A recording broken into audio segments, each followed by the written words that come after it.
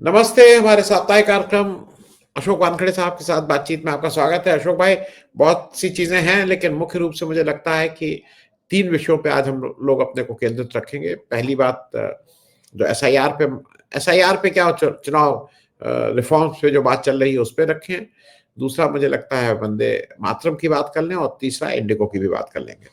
तो शुरुआत लेकिन चूँकि अभी भी पार्लियामेंट चल रही है और उस पे चुनाव रिफॉर्म पे बातचीत हो रही है, लेकिन उसमें मैं चुनाव रिफॉर्म पे अब मुझे लगता है कि धीरे धीरे राहुल गांधी भी उसको शार्पली फोकस करते जा रहे हैं।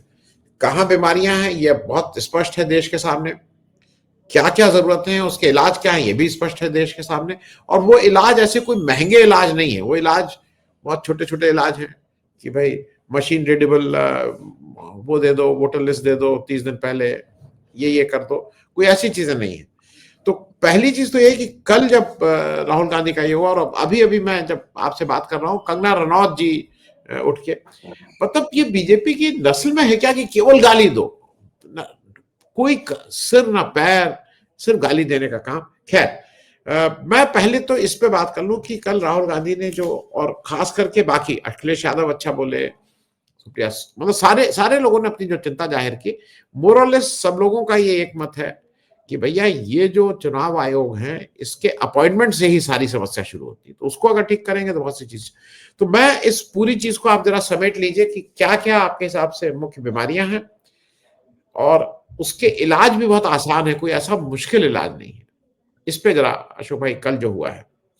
देखिए, बहुत सारे भाषण हमने सुने, लेकिन सारा फोकस यही है कि देखिए, कपिल सिब्बल तो यहाँ तक बोल गए कि क्या एसआईआर को लीगल सैंक्शन है। जी संविधान में चुनाव आयोग के लिए जो व्यवस्था की गई है उसमें एसआईआर है। उन्होंने कहा एसआईआर वही हो सकती है जहां कंप्लेंट्स है। पूरे देश में ब्लैंकेट एसआईआर कैसी हो सकती है। उन्होंने उसके लीगलिटी पे इशू उठाया। जी जी यहां से शुरू हो गई। देखिए, जी जो अभी तक सदन के बाहर प्रेस कॉन्फ्रेंस में होता था, विपक्ष लगातार एसआईआर को लेके, मतदाता सूची को लेके, चुनाव में घोटालों को लेके साक्ष्यों के साथ विद प्रूफ जो चीजें सामने रखते थे, उस बात को चुनाव आयोग कहता था कि अफिडेविट देके कहो। अफिडेविट हमारे फॉर्मेट में दो, जो फॉर्मेट इन कंप्लेंट के लिए होता ही नहीं है। जिन्होंने अफिडेविट दिया, अखिलेश जी ने 18,000 अफिडेविट दिए। उस अफिडेविट का क्या हुआ, उस पर चुनाव आयोग मौन है। जी सर्वोच्च न्यायालय चुनाव आयोग पे बार बार विश्वास बताता है और विपक्षी दल चुनाव आयोग के घपलों को बार बार उजागर करता है। बीएलओ की होने वाली मौतें, बीएलओ पे होने वाला जो प्रेशर है उस बात का।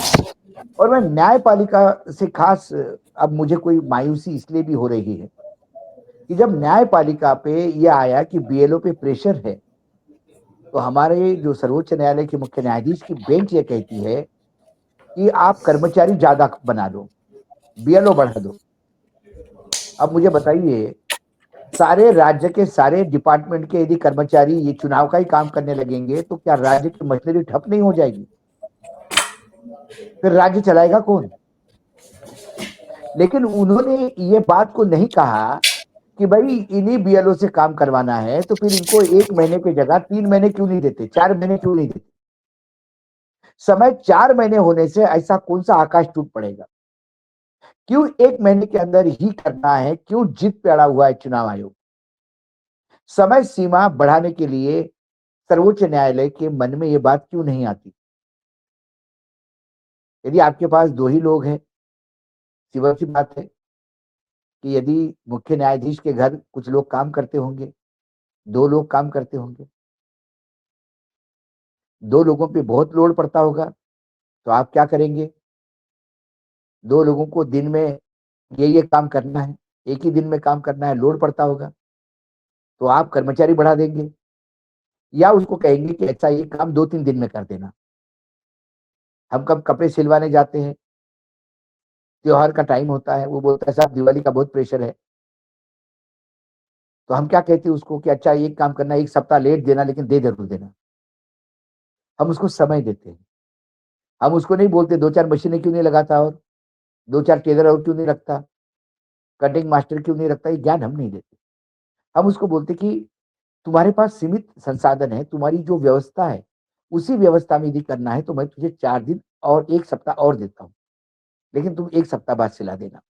ये वो कहते हैं ना, यही कॉमन सेंस की बात थी। बीएलओ पे प्रेशर है, 1 महीने के अंदर करना है। दिन भर सर्वे करता है, रात को लोड करता है, उसको लोड करना नहीं आता, सर्वर काम करना नहीं आता, ये नहीं आता। ऊपर से एफआईआर की लगातार टंगती तलवार है, 7 साल की सजा हो सकती है, और रात दिन प्रेशर में है, किसी को हार्ट अटैक आ रहा है, कोई अपनी ही जान दे रहा है। आप उनको बोलिए 1 महीना नहीं, आप इसको 4 महीने करिए। मंडे, ट्यूसडे, वेडनेसडे सर्वे करिए, थर्सडे, फ्राइडे, सैटरडे इसको ऑनलाइन पे चढ़ाइए। करिए, आराम से करिए। तो कोई आत्महत्या नहीं करेगा, सब आराम से रहेंगे। सबसे पहले जल्दीबाजी क्यों? क्योंकि जितना लंबा समय दोगे, उतना घोटाले कम करने के चांसेस है। वो कहते हैं ना, जल्दी का काम शैतान का। आप जल्दीबाजी इसलिए कर रहे हो कि आपको उसमें अपार घोटाले करने हैं। ये आरोप, ये सवाल है जनता के बीच में। इसका जवाब किसी ना किसी को देना पड़े। इतनी जल्दी क्यों? कब है यूपी में चुनाव? 27 में है। कब है बंगाल में चुनाव? 26 में है। 4 महीने आप दे सकते हैं एसआईआर को। महाराष्ट्र में लोकल बॉडीज की चुनाव है तो आप एसआईआर नहीं करवा रहे, क्योंकि उसी फ्रॉड मतदाता सूची पे आपको चुनाव करवा रहे हैं जिसने विधानसभा जितवाई थी। तमिलनाडु में कब चुनाव है जो आप इतना, केरल में कब चुनाव है जो आप इतना प्रेशराइज कर रहे हैं? इस बारे में नहीं चुनाव आयोग, मतलब सर्वोच्च न्यायालय ने, तो सर्वोच्च न्यायालय बोले आदमी बढ़ा दो। आदमी कहां से लाएगा राज्य सरकार? चुनाव आयोग का कोई कैडर तो नहीं अपना। इस बात पे कोई ध्यान नहीं देता। तो न्यायपालिका से जब उनने कहा कि आदमी बढ़ा दो, उसी दिन मेरी मायूसी, मैंने बोला अब मुझे कोई आशा की किरण न्यायपालिका में दिखती नहीं। अब कम से कम विधायिका में तो इसकी चर्चा हो रही है, तो बात तो होगी। तो बात कैसी होती है कि सबसे पहले वोट चोरी नेहरू जी ने की थी। पटेल जी प्रधानमंत्री बन गए थे, लेकिन वोट चोरी करके नेहरू प्रधानमंत्री बने। कब वोटिंग हुआ था नेहरू जी और पटेल के बीच में? कितने वोट नेहरू जी को पड़े थे, कितने वोट पटेल जी को पड़े थे? कितने पोस्टल बैलेट आए थे उसमें? कितने वोट रिजेक्ट हुए थे? स्ट्रांग रूम में रात को कितनी कितनी बार ट्रक लगाया था नेहरू जी के लोगों ने? व्हाट्सएप यूनिवर्सिटी पढ़ के जब लोग बोलते हैं लोकसभा में, तो दया आती है। आपका और मेरा पैसा खर्चा होता है लोकसभा के प्रोसीडिंग्स पे भाई। जब सदन लगता है तो करोड़ों रुपए रोज का खर्चा है सदन का। इनको आने जाने का पैसा हम देते हैं, हमारे टैक्स पेयर्स के पैसे से जाता है। ये उलूल जुलूल बात करने के लिए बात, मतलब स्टैंडर्ड क्या रह गया है? वंदे मातरम और वंदे भारत के बीच का डिफरेंस मालूम नहीं। डिस्कशन वंदे मातरम पे हो रहा है, वंदे भारत करते हैं। चट्टोपाध्याय है कि चटर्जी है ये पता नहीं है। चट्टोपाध्याय को चटर्जी कहते हैं। हर भाषा, हर प्रांत का एक कलेवर होता है, एक भाषा होती है। आपको गुजराती में कंफर्टेबल है, गुजराती बोलिए, ट्रांसलेशन की व्यवस्था है। जबरदस्ती वो मतदाताओं को इन्फ्लुएंस करने के लिए बंगाली गलत मत बोलिए। बंकिम दा बोल दिया आपने। आपकी कैबिनेट का मंत्री था क्या? क्या आपके पार्टी का राष्ट्रीय प्रेसिडेंट? दादा और बाबू का फर्क समझिए यदि बंगाली बोलना हो तो। आपके यहां दादा हो सकता है, घर में कोई किसी को दादा बोलते तो बड़ा भाई हो जाता है। समाज में किसी को दादा बोलते हैं तो वो, जैसे हमारे यहाँ दादा अजीत दादा, और एक दादा हमारे यहाँ गुंडे को भी दादा बोला जाता है। शब्द कैसे बदलते हैं, मैं, मुझे 30 सेकंड दोगे तो मैं बता पाऊंगा। दादागिरी, दादागिरी। एक बाई एक शब्द है सर, बाई। हाँ हाँ। मैं जिस जिस जगह से आता हूं, बड़ी बहन को बाई कहते हैं। उसका नाम भी नहीं लेते। बाई मतलब मेरी बड़ी बहन है, लक्ष्मीबाई, झांसी की लक्ष्मीबाई।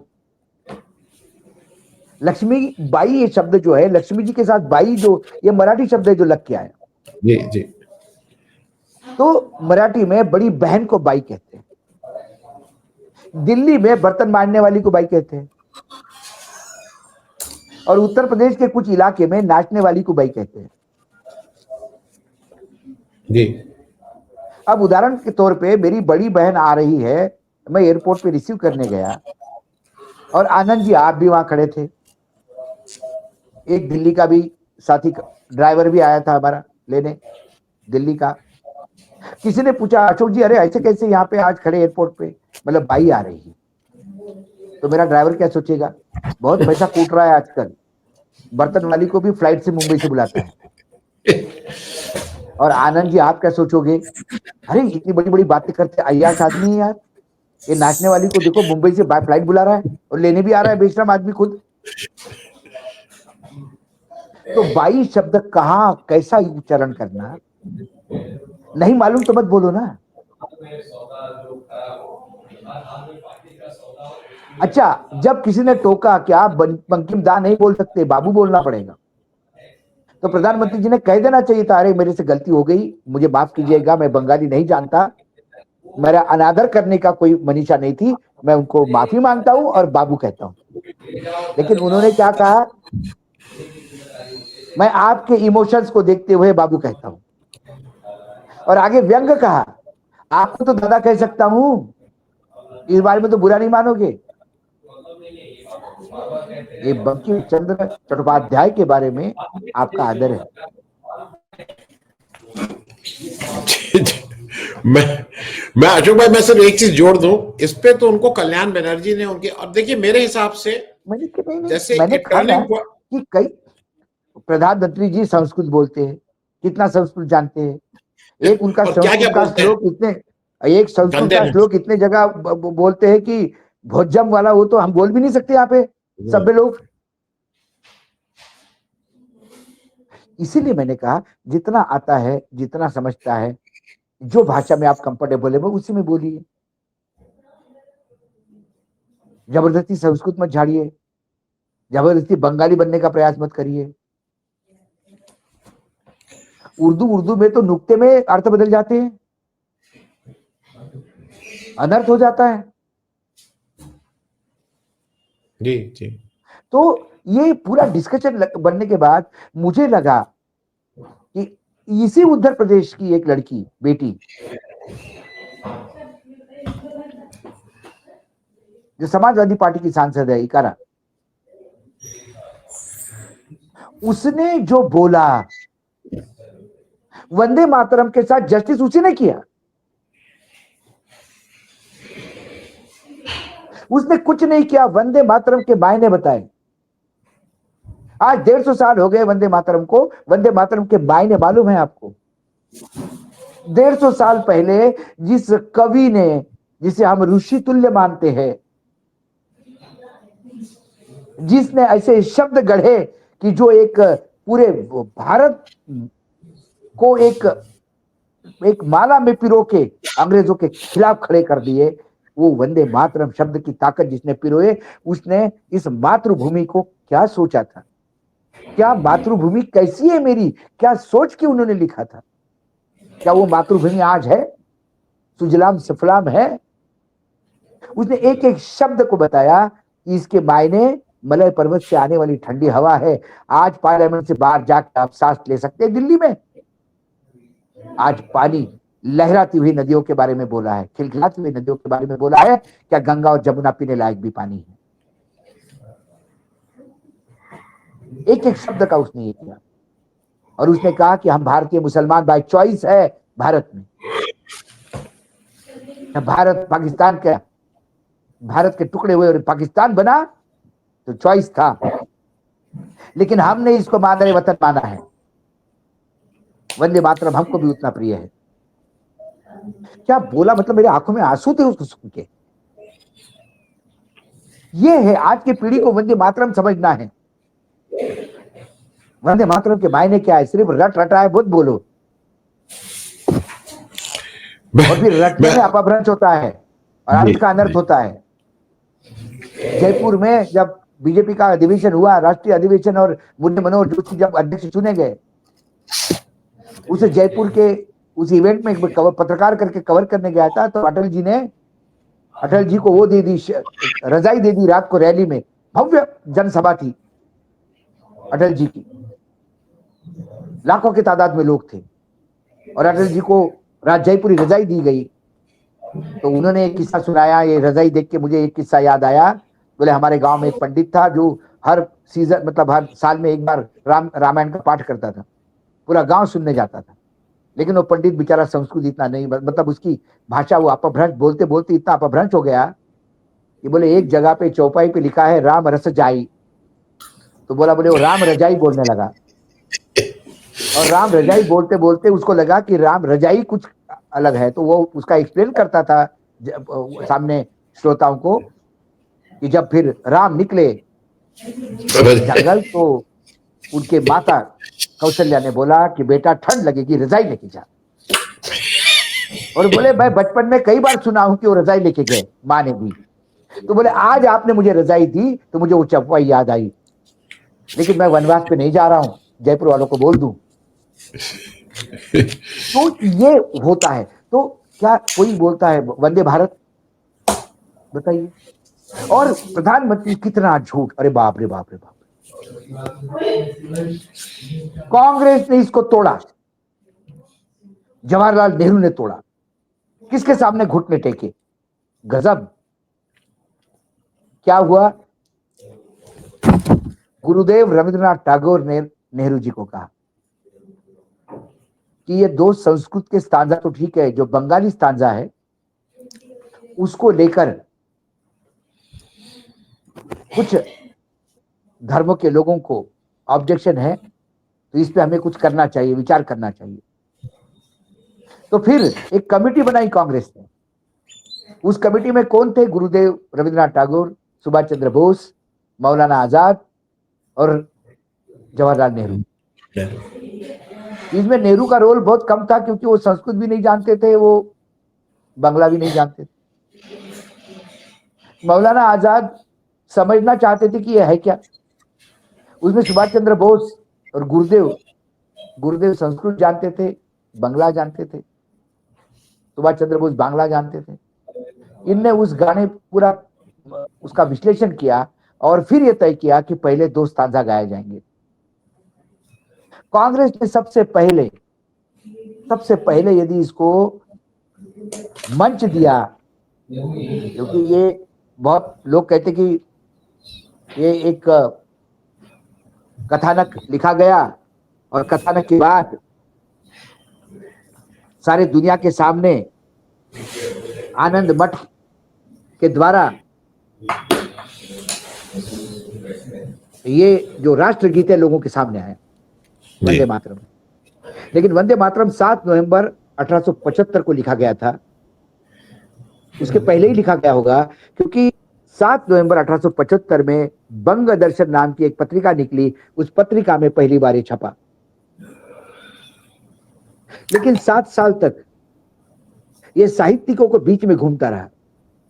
7 साल बाद जब 1882 में आनंद मठ रिलीज हुआ, मतलब वो कथानक किताब रिलीज हुई, उसमें वंदे मातरम फिर से इंक्लूड किया गया। और फिर उस सन्यासियों के उठाव के बैकग्राउंड में लिखा गया आनंद मठ चर्चा का विषय बना, और फिर वंदे मातरम को ध्यान से लोग पढ़ने लगे। 1896 में, 1882 में ये कथानक आया, और 1896 में रविंद्रनाथ टैगोर ने स्वयं वंदे मातरम कांग्रेस के कलकत्ता अधिवेशन में गाया, जिसकी अध्यक्षता रहतुल्लाह सयानी ने की थी। उसके बाद 1905 में वो कर दिया, वो बंगाल का डिवीजन कर दिया अंग्रेजों ने। फिर 1920 तक वंदे मातरम पूरे भारतीय भाषाओं में ट्रांसलेट हुआ। 1906 में जो स्वदेशी मूवमेंट चली, उस स्वदेशी मूवमेंट ने वंदे मातरम गांव गांव पहुंचाया। 1938 में पहली बार वंदे मातरम का विरोध हुआ और वो विरोध जिन्ना ने किया, जिन्ना की मुस्लिम लीग ने। और आश्चर्य की बात है, प्रधानमंत्री जी बार बार ये कहते हैं कि घुटने जिन्ना के सामने किसने टेके। मेरा आज प्रधानमंत्री को सवाल है और सभी भाजपाइयों को सवाल है कि जिन्ना ने 1938 में वंदे मातरम का विरोध किया और 1937-38 में इसी जिन्ना के साथ श्यामा प्रसाद मुखर्जी ने कलकत्ता में बंगाल में सरकार बनाई। जो आदमी वंदे मातरम का विरोध करता है उसके साथ सरकार में श्यामा प्रसाद मुखर्जी थे, तो फिर वंदे मातरम के लिए श्यामा प्रसाद मुखर्जी ने सत्ता से दूरी क्यों नहीं बनाई? तो जिन्ना के सामने घुटने किसने टेके? सवाल यह है।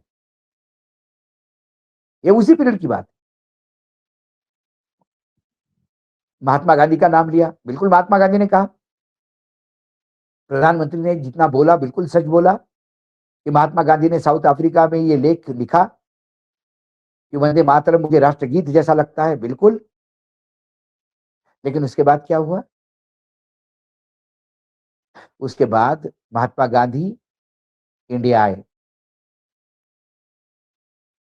और मद्रास में, जो आज का चेन्नई है, वहां एक भाषण देते समय एक रैली में महात्मा गांधी ने यह बात कही कि 1900 शायद मेरे पास डेट है वो, उसके बाद महात्मा गांधी जी ने कहा 1915 में महात्मा गांधी जी ने यह बात कही कि मैं जानता हूं कि कुछ मुस्लिम वंदे मातरम का विरोध कर रहे हैं, लेकिन मैं मुस्लिम भाइयों को यह बताना चाहता हूं कि बंकिम चट्टोपाध्याय जी ने वंदे मातरम लिखते समय मातृभूमि की कल्पना की है और मातृभूमि को विशेषण जो वो सोच सकते थे वो विशेषण लगाए, जिसमें काली माता और बाकी माताओं का जिक्र करते हैं, वो उस मातृभूमि के विशेषण है, ना कि काली माता की पूजा है। आप इसको आजादी की लड़ाई के साथ जोड़िए, धर्म के साथ मत जोड़िए। उसके बाद कलकत्ता के प्रार्थना सभा में महात्मा गांधी जो बोल गए, क्या आज मोदी जी महात्मा गांधी के उस वक्तव्य को एंडोर्स कर सकते हैं? मोदी जी तो महात्मा गांधी का अफ्रीका वाला तो तुरंत उठा लिए, बंगाल वाला भी उठा ले, कलकत्ता वाला। प्रार्थना सभा में उन्होंने कहा कि अल्लाह अकबर जितना पवित्र नारा है उतना ही पवित्र नारा वंदे मातरम है। लेकिन अल्लाह अकबर को हिंदुओं ने बदनाम किया और वंदे मातरम को मुसलमानों ने। ये दुर्भाग्य है। ये दोनों नारे पवित्र है। जी जी। तो क्या नरेंद्र मोदी अल्लाह अकबर को पवित्र मानेंगे क्योंकि महात्मा गांधी ने कहा, बाकी महात्मा गांधी ने कहा? अब बहुत सारे लोग बोलते हैं कि भाई ये राष्ट्रगीत जनगण मन क्यों हुआ? दो विकल्प थे, जनगण मन वो भी लिखा था गुरुदेव रविंद्रनाथ टैगोर ने, वो छोटे मोटे नहीं थे। वंदे मातरम स्वयं प्रभात फेरी में जिसने गाना शुरू किया, कांग्रेस के अधिवेशन में जिसने सबसे पहले गाया, वो रविंद्रनाथ टैगोर कभी उनके विरोध हो सकते हैं क्या? लेकिन जब आपका राष्ट्रगीत होगा तो ये वर्ल्ड ओवर जाएगा। जन गण मन यह बोलने के लिए सरल है और वंदे मातरम के पहले दो प्यारा ये संस्कृताइज्ड है। संस्कृत भाषा बोलने में टंग ट्विस्टिंग है। इसलिए बहुत विचार करने के बाद जब संविधान सभा का आखिरी सदन था, आखिरी दिन था, उसमें राजेंद्र प्रसाद जी ने आखिरी सेशन में अनाउंस कर दिया कि जन गण मन राष्ट्रगीत होगा और वंदे मातरम समकक्ष राष्ट्रगीत के होगा। इसमें किसी ने किसी का अपमान नहीं किया, किसी ने किसी को तोड़ा नहीं। अशोक भाई, मैं एक चूंकि एक और वो है उस पर एक आपका ले लूं, लेकिन मैं सिर्फ एक चीज उसमें जो आपने कहा उसमें ऐड कर दूं, जिससे दर्शकों को, जैसा आपने बताया कि 1775 में पहली बार ये मतलब पब्लिश हुआ बंकिम चंद्र चटर्जी जी ने उस समय। लेकिन मैं इसलिए बता दूं कि दो ही स्टैंजा लिखे थे जो आज लिए गए हैं। जब उन्होंने अपना उपन्यास लिखा आनंद मठ 7 साल बाद, तब उन्होंने उसके 4 स्टैंजा जोड़े थे, और वो वो कालखंड चार दूसरा जी, वो वो रेफरेंस दूसरा था। कालखंड सन्यासियों का विद्रोह था। जी, बहुत जी, कम लोग जानते हैं कि मुगल साम्राज्य भी था और अंग्रेजी ताकत भी कलकत्ता पे हावी थी, बंगाल पे हावी थी। मुगल पपेट थे अंग्रेजों के हाथ में। तो मुगलों का प्रकोप एक तरफ और अंग्रेजों का प्रकोप एक तरफ, पूरी बंगाल की जनता, जब बंगाल में अकाल आया उस समय त्राही त्राही हो गई। और जब अति हो जाती है तो लोग उठ खड़े हो जाते हैं, और फिर सन्यासियों ने तलवार उठाई। वो सन्यासियों विद्रोह के नाम से जाना जाता है। वही पृष्ठभूमि है आनंद मठ की। आनंद मठ के अंतिम अध्याय में मुगलों को तो हरा देते हैं सन्यासी, लेकिन अंग्रेजों से हार जाते हैं। आ जाता ये उसका अंत है। और अंग्रेजों से हारने के लिए उनको लगता है कि हम कहीं कम पड़ गए। फिर दूसरा, आज के भाषा में कहे तो आनंद मठ सिक्वल, फिर एक दूसरा युद्ध शुरू हुआ अंग्रेजों के खिलाफ, जिसमें वंदे मातरम वही ताकत लेके आया। और फिर 100 साल लगे हमें आजादी लेने की। जी, जी। मैं लेकिन एक लड़ाई, और तो उस जी, समय मुगलों के खिलाफ लड़ते थे। मैं बार बार कहता हूं, मुगलों के खिलाफ लड़ाई तो मुसलमानों के खिलाफ मत मानो। छत्रपति शिवाजी महाराज का मैं हमेशा उदाहरण देता हूं। छत्रपति शिवाजी महाराज जब मुगलों से लड़े, जब मुगलों ने छत्रपति शिवाजी महाराज जीवित थे और उनके खिलाफ भेजा, तो मुगलों के तरफ लड़ने वाले राजपूत थे और छत्रपति शिवाजी महाराज की तरफ से लड़ने वाले मुसलमान थे। अब आप इस लड़ाई को क्या हिंदू मुसलमान कैसा तय करोगे? मुगलों के सेनापति हिंदू राजपूत, और छत्रपति शिवाजी महाराज के कंधे से कंधा लड़ने वाले मुसलमान फौज। बहुत जी, बड़ा जी, पठान का एक दस्ता छत्रपति के साथ चलता था। छत्रपति के अंगरक्षकों में कई मुसलमान थे। जी, जी, तो ये हिंदू मुसलमान की लड़ाई नहीं थी, ये साम्राज्यों की लड़ाई थी, ये विस्तारवाद की लड़ाई थी। जी। इसलिए मैं हमेशा हमेशा जी, छत्रपति शिवाजी महाराज ने हिंदवी स्वराज्य कहा, हिंदू स्वराज्य नहीं कहा। जी, जी। मैं मैं अशोक भाई एक जल्दी से, क्योंकि इस पे एक आपकी टिप्पणी ले लूं। ये इंडिगो में जो हुआ है, मेरे जो एयरलाइंस के एक मित्र हैं, वो 40-45 साल से उसमें है, इंडस्ट्री में हैं, एमडी रहे हैं। वो एक चीज कहते हैं कि मैं 45 साल का मेरा अनुभव है, ये नॉर्मल नहीं था, ऐसा हो नहीं सकता है। और उनकी एक आशंका है, वो अपनी आशंकाएं जाहिर करते हैं। वो कहते हैं ये भाई ना ना पायलट की स्ट्राइक हुई, ना कोई टेक्निकल ग्लिच हुआ, ना कोई मौसम में बदलाव आया, ना कुछ हुआ। ये जो हुआ है अभूतपूर्व है। और उनका एक वो आशंका व्यक्त करते हैं, और कोट एंड कोट में उनको बोल रहा हूं, वो कहते हैं कि भाई ये जो मेरा हंच है, ये है कि जो डॉलर इस बुरी तरह से रुपया गिरा है, और इस समय उस पर कोई चर्चा नहीं है। और उसके बाद वो कहते हैं कि जो हिरेन जोशी वाला मामला था, ये दो लोगों को मिलके इनको कुछ ऐसा करना था, क्योंकि इनका टाइम टेस्टेड है कि कुछ और नया कर दो जिसकी वजह से ये होने लगे। वो इसकी वजह बताते हैं, क्योंकि अदरवाइज इंडिगो का जो हुआ है। मैं जी, मैं कुछ पदाधिकारियों को जानता हूं, मैं जी, नाम लेना नहीं चाहता, बेचारों की जी, नौकरियां चली ठीक जाए। बात, हाँ, ठीक बात। क्योंकि मैं कुछ पायलट्स को भी जानता हूं। उस पायलट का तो नाम मैं ले सकता हूँ, सुरवे है, मेरे मित्र है, मेरे ही गांव के पास से है। इंडिगो में रह के उन्होंने इस्तीफा दिया इंडिगो से, और वो अपना गांव में खेती भी संभाल रहे हैं, थोड़ा पॉलिटिक्स भी करते हैं। जी, और मेरी भाभी सुप्रीम कोर्ट में लॉयर है, अर्चना जी, सुब्बा। जी, तो जब मेरी उनसे बात हुई तो उन्होंने मुझे कहा कि ये कोलैप्स पायलट के शॉर्टेज से होगा, ये मैं नहीं मानता। यदि एक पायलट की ड्यूटी खत्म हो जाती तो दूसरे चार, मैं बोले मैं खुद फ्लाई करता था तो चार चार पायलट स्टैंड बाय होते थे। There is something more to it. दो चीजें हैं। हिरेन जोशी वाला मामला इतना प्यार से दबाया गया कि आवाज तक नहीं आई। डॉलर रुपया 90 पहुंच गया, इस पे कोई डिस्कशन नहीं हो रहा है। लेकिन इससे ज्यादा क्या आने वाले समय में इंडिगो अडानी साम्राज्य का हिस्सा बनने जा रही है। मुझे जो अंदर के कुछ एक दो अधिकारी जो है, जिनको मैंने कहा कि यार तुम इतनी बड़ी कैसी गड़बड़ होने दे सकते हो, जबकि तुमको 1 साल से मालूम था कि 1 नवंबर को ये रूल लागू होंगे तो तुम्हारे को प्रॉब्लम आ जाएगी। 1 साल था तुम्हारे पास।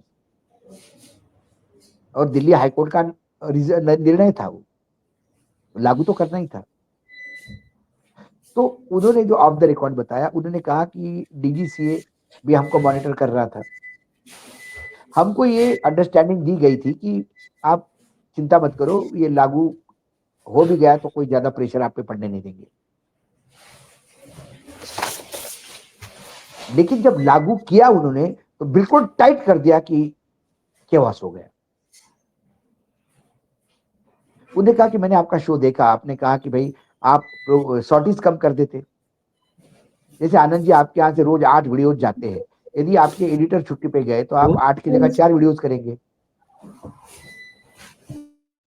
लेकिन कियोस्क नहीं होने देंगे। तो आपकी दिल्ली मुंबई यदि 30 फ्लाइट है तो उसकी जगह 20 ऑपरेट करो, 10 पहले ही कैंसिल करो, ताकि लोग आए नहीं एयरपोर्ट पे, और जो आए उनको टाइम पे मिले। उन्हें कहा कि अशोक जी ये कहना बहुत इजी है, लेकिन हमको डर लग रहा था कि हमारा स्लॉट न चला जाए वो, और वही हुआ। ये केओस हुआ, 4 दिन तक जनता परेशान हुई, और उसके बाद सरकार ने तय कर लिया कि 5% इनका स्लॉट किसी और को दिया जाए। बाकी एयरलाइन किसको बेनिफिट होने वाली थी। अब इसके बाद आप इंडिगो पे सरकार का दमन देखिएगा।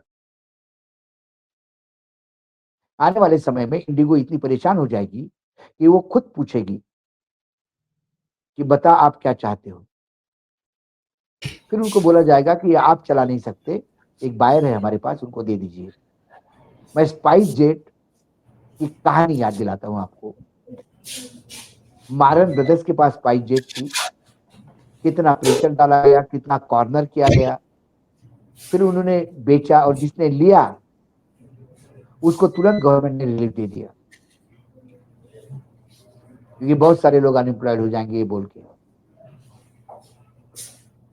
कि अडानी जी के पास एयरपोर्ट है, अडानी जी के पास पायलट ट्रेनिंग करने वाली कंपनी 820 करोड़ में उन्होंने खरीदी थी। अब अडानी जी के पास एयरलाइन भी आ जाएगी बड़ी। मैं अशोक भाई बीच में रोक के मैं जी ये बहुत बड़ा कारपोरेट सेक्टर का गेम है। ये बहुत बड़ा 2014 से जो मोदी सरकार को देख रहे हैं उनको समझ में आता है कि क्या होने वाला है। मैं अशोक भाई, मैं एक बहुत ही संक्षेप में, मैं इसलिए क्योंकि दर्शक किस देख रहे हैं उसको मैं बहुत इसकी एक लार्जर बता दूं। ये पहले होना था 1 जनवरी 2024, इसको पोस्टपोन होकर हुआ 1 मार्च 2024। फिर ये हुआ कि 2 फेज में होगा। कोर्ट ने के ऑर्डर से ये हुआ कि 1 जुलाई और नवंबर, हाँ, और नवंबर। मैं दूसरी बात कह रहा हूं, मैं ये कह रहा हूं कि उसके बाद ये जब था और पायलट की कमी थी, आज बिल्कुल साफ साफ निकला। डीजीसीए जैसा आपने बताया, ये दर्शकों को भी पता होना चाहिए, एक भी फ्लाइट एक्स्ट्रा उड़ती है या कम होती है वो डीजीसीए के सुपरविजन, उनकी सैंक्शन होता है। इन्होंने विंटर, हाँ अशोक भाई, इन्होंने विंटर शेड्यूल दिया जिसपे इन्होंने अपनी फ्लाइट्स बढ़ाई। डीजीसीए को मालूम है कितने पायलट हैं, वो डीजीसीए ने उसके बाद भी उसका अप्रूवल दिया। माल अंदर आ गया होगा जो उसके अप्रूवल के समय माल होता है। एग्जैक्टली मुझे ऑफ द रिकॉर्ड जो बताया गया कि there was an understanding between DGCA and us, that is what off the record he told us. Now अब इसका प्रूफ तो कुछ होता नहीं। नहीं, और मैं अशोक भाई जो ज्यादा लार्जर क्वेश्चन है, आज जो भारत का जो इंडियन मंत्रालय है, जो सिविल एविएशन मंत्री, कोई अपने आपका जहाज तो है नहीं, आपके पास अब एयरपोर्ट भी नहीं रह गए हैं, आपके पास केवल डीजीसीए, आपका ये काम है, ये आपकी जिम्मेदारी है। डीजीसीए कह रहा हम इंक्वायरी करेंगे, डीजीसीए पे इंक्वायरी होनी चाहिए कि DGCA is part of this वो। और मैं एक चीज और कह के आपका अशोक भाई 1 मिनट बस, मैं आपका एक वक्तव्य ले लूं उस पर। ये तो ठीक है, ये एक हो रहा था, उधर कुछ लोगों की दुकान चल रही थी, 6,000 का टिकट 60,000 में था, क्योंकि किसी के घर में शादी थी, किसी के घर में कोई मर रहा था, किसी का कैंसर का अपॉइंटमेंट था, लोग ले लेके गए। मेरा सिर्फ कहना यह है कि जब डीजीसीए के सुपरविजन में हो रहा था, तो डीजीसीए ने अगर 3 दिन इसमें लगाए उसको कैप करने के लिए, डीजीसीए सरकारी एजेंसी, उसने क्यों नहीं कहा कि अगर 6 का 60 लिया गया तो 54,000 रुपए वापस करने हैं आपको? क्यों नहीं? मैंने हर एक तो हर एक आदमी मैंने की, मैं इस पे पूछ कोई रहा आपकी कोई टिप्पणी कैप कैप कैप कैप सिर्फ नाम के लिए है, या अखबारों में छपने के लिए हेडलाइन है। कैप आने के बाद भी टिकट ऊपर ही जा रहे थे। अब मैं आपको बताता हूँ, डीजीसीए की जो डीजी है फैज अहमद, मैंने सबसे पहले कहा कि इसके लिए सबसे पहले यदि criminal offence, criminal FIR, criminal case चलना चाहिए फैज अहमद पे सबसे पहले। ये डीजीसीए का है, डीजीसीए फेल हो गया है, एयरलाइन फेल नहीं हुई है। एयरलाइन यदि फेल होती है तो डीजीसीए क्या भांग खा के सो गई थी क्या? डीजीसीए को क्या मॉनिटर नहीं करना है? यदि एयरलाइंस अपने पायलट भी बढ़ाती है तो डीजीसीए को कॉन्फ्रेंस में रिपोर्ट करना पड़ता है उनको कि हमने इतने पायलट एक्स्ट्रा लिए हैं। क्या डीजीसीए को यह मालूम नहीं था कि 1 नवंबर से हम लागू करने जा रहे हैं और इन्होंने अभी तक पायलट बढ़ाए नहीं है? क्या डीजीसीए ने पहले इंडिगो को बुला के बोलना चाहिए था, आपके हम फ्लाइट्स कम कर रहे हैं, आपके पास पायलट नहीं है, आपके फ्लाइट्स हम कम कर रहे हैं। इन्होंने बढ़ा दी। इन्होंने बढ़ाने की, ये मैंने क्या ना कि it was a pre plan thing. DGCA and Indigo, they had an understanding which DGCA at the 11th hour backstep। आपका और मेरा एक अंडरस्टैंडिंग है। अरे मैंने बोला और वो क्या कोर्ट का निर्णय, अरे मैं बैठा हूं ना, आप चिंता मत करो, आप करो यार, ये सब बोलने के लिए होता है। बहुत ज्यादा हो गया तो एक आध नोटिस हम आपको दे देंगे, आप रिप्लाई दे देना। इस टाइप का कुछ हुआ क्या? डीजीसीए फिर क्यों जगता है? और ये केवास कब से हो रहा था सर? 18 तारीख को मुझे दिल्ली से नागपुर आना था, 19 तारीख को एक कार्यक्रम में मुझे भाषण देना था। मैं 18 तारीख की 6:45 की इंडिगो लेता हूं दिल्ली से नागपुर की। 6:45 बिल्कुल बोर्डिंग हो जाता है टाइम पे, लेकिन प्लेन के दरवाजे बंद नहीं होते। बोर्डिंग कंप्लीट बात होती है लेकिन दरवाजे बंद नहीं होते। मैं थोड़ा आशंकित हो गया हूं क्योंकि मैं लगातार ट्रेवल करता हूं। तो मैंने बोला कि दरवाजे क्यों नहीं? तो बोला नहीं, there is some technical, there is some technical. 6:45 हो गए, 7:45 हो गए, 8:45 हो गए, 2 घंटे हम प्लेन में बैठे। उसके बाद अनाउंसमेंट हो गया कि वी आर डीबोर्डिंग। हम डीबोर्ड हो गए। डीबोर्ड होने के बाद हमको फिर वापस एयरपोर्ट लाया गया, फिर चेकिंग हुई, फिर बोला गया कि इस गेट से आपको फिर से अब बोर्डिंग किया जाएगा। फिर उस गेट पे बैठ गए, फिर आधे घंटे के बाद बोर्डिंग हुई। लेकिन जब बोर्डिंग हुई तो सारे जो पैसेंजर थे उन्होंने तय कर लिया कि इस फ्लाइट से नहीं जाएंगे क्योंकि ये टेक्निकली फॉल्ट बता रहे हैं इसमें। पता नहीं ऊपर जाके फिर फॉल्ट ठीक नहीं हुआ। तो जब उनने कहा कि भाई साहब हम प्लेन बदलो, हम इसमें तो नहीं जाएंगे, तब जाके इंडिगो के आदमी ने बड़ा शर्माते हुए कहा कि सर फ्लाइट में प्रॉब्लम नहीं है, पायलट साहब की प्रॉब्लम थी। पायलट साहब की प्रॉब्लम क्या थी? जो कैप्टन था उसके ड्यूटी आवर्स हवा में जाने के आधे घंटे बाद खत्म हो रहे थे। 1 घंटा 20 मिनट की फ्लाइट थी। आधे घंटे के बाद फिर बाकी आधा घंटा और 20 मिनट, 50 मिनट फ्लाइट कौन चलाएगा? और यदि वो उतरता है, वही कैप्टन उतारता है नागपुर में फ्लाइट, तो फिर ये होगा कि इसको आपने 50 मिनट, करीब करीब 1 घंटा फ्लाइट एक्स्ट्रा आवर कैसे करवाए डीजीसीए के नए रूल के अनुसार? तो वो डीजीसीए से परमिशन मांग रहे थे, डीजीसीए मना कर रहा था। इसी चक्कर में ये हुआ कि भाई ये फ्लाइट लेके नहीं जाएगा। फिर नया पायलट आएगा, नया पायलट को समन्स किया गया। इनके पास पायलट स्टैंड बाय नहीं थे, तो नए पायलट आ गए। उसका मेडिकल हुआ, मेडिकल होने में वो पूरे प्रोसेस में 1 घंटा लगा। फिर नए पायलट बैठे और निर्लज्जता का अमृतकाल चल रहा है तो सभी के लिए है वो। जब फ्लाइट चालू हो गई तो पायलट ने अनाउंस किया, I am very sorry for the delay, please bear with us, thanks for patience, your patience, I would never take any risk for any technical fault, so we were late. और airport के अंदर हम वो बोलता है कि साहब ये प्रॉब्लम हो गई। मैं रात को 12 बजे पहुंचा, 8 बजे की जगह। ये 18 तारीख की बात बता रहा हूं मैं। ये चालू हो गया 3 नवंबर से। 18 तारीख तक मेरे जैसे कई फ्लाइट लेट हो गए और उसके बाद ये धीरे धीरे बढ़ता गया केओस। एकदम एक दिन में नहीं हुआ ये। इनके फ्लाइटें लेट होती गई, हर फ्लाइट लेट होती गई। एक फ्लाइट वजह से एक फ्लाइट 25 जगह से घूम के आती है तो 25 जगह लेट होती गई। और फिर जब इतना बिल्टअप हुआ तब तक डीजीसीए क्या कर रहा था? तमाशा देख रहा था। जी जी it was pre plan, it was a part of conspiracy. और देख लीजिए अभी कुछ दिनों के बाद जी जी इंडिगो का चलिए जेट एयरवेज हो जाएगा जी, या स्पाइस जेट हो जाएगा। हो जाएगा। और वो खरीदार तो देश में एक ही है, उसमें कोई बात मुश्किल नहीं है, एक ही है। नहीं, खरीदार नहीं सर, खरीदार ऑब्लाइज करने वाला। जी देखिए मुंबई का एयरपोर्ट एमजीआर नहीं चला पा रहा है, उसकी मदद करने के लिए अडानी जी आगे आए।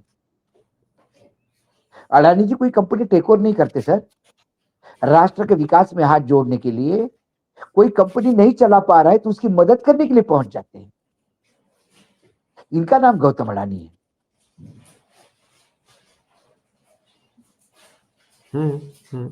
तो अब ये इंडिगो परेशान हो रही है, इससे पैसेंजर परेशान हो रहे हैं।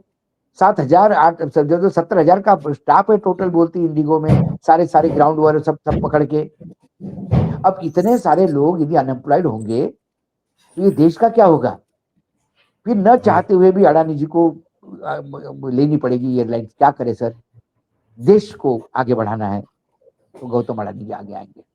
जी चलिए अशोक भाई, thank you so much for joining. बहुत बहुत शुक्रिया, थैंक यू। बहुत धन्यवाद।